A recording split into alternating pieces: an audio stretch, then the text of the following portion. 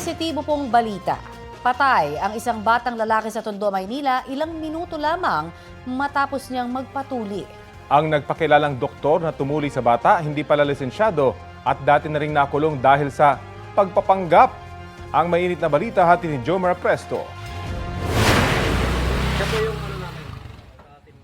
Taong 2023 nang salakayin ng mga tauhan ng PNP-CIDG Intelligence Unit ang lying-in clinic na ito sa Balot, Tondo, Maynila. Nakatanggap kasi sila ng reklamo na ang nangangasiwa raw ng clinic isang babaeng senior citizen na nagpapanggap umanong doktor. Ginagamit daw ng sospek ang pangalan at license number ng isang lehitimong doktor na nakatrabaho niya mahigit 20 taon nang nakalilipas. Naaresto noon ang sospek na isang midwife o kumadrona. Ayon sa barangay, nakapagpiyansa siya. Ngayon, siya rin umano ang nagpakilalang doktor at tumuli sa 10 taong gulang na si McNathan Aquin nitong Sabado, May 17. Wala pang isang oras sa klinik, namatay ang bata. Ayon sa barangay, matagal nang walang permit ang klinik. Walang request, so ang alam namin hindi siya nag-ooperate. Ang alam namin, licensed midwife siya. Pero doktor hindi. Maging vigilant sila kung registered ba, kung ano ba. Tsaka ang dami-dami nating ospital na pwede nilang puntahan. Kinumpirma rin ng nanay ng bata na si Marjorie na ang babaeng nahuli noong 2023 at ang babae na nagpakilalang doktor at tumuli sa anak ay iisa. Natuklasan niya lang daw online ang klinik dahil assistant doon ang isa sa kanyang mga kakilala. Sinabi pa raw sa kanya na 3 na ang kanilang natuli noong araw na yon.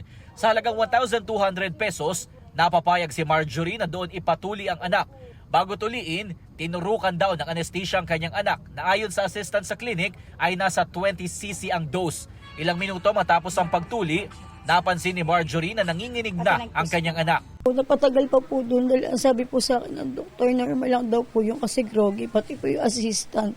Tapos yung nakikita ko na po nangingitim yung anak ko, yun po.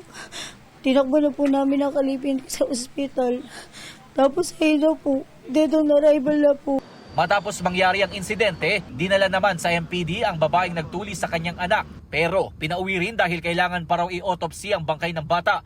Nakatakdang i-autopsy ng NBI ang bangkay ng bata para malaman ang sanhi ng kanyang pagkamatay.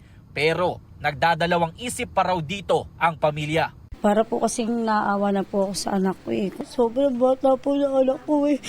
Para mamatay na dahil lang sa ganyan eh. Sobrang sakit po sa akin. Panganay ko po yan eh. Hindi ko po talaga siya mapapatawad.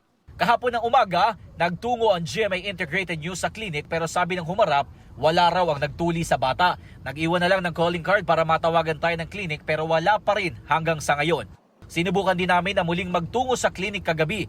Bukas ang ilaw ng katabing bahay na sinasabing tirahan ng anak ng nagtuling peking doktor pero walang tao na humarap sa amin. Jomer Apresto nagbabalita para sa GMA Integrated News.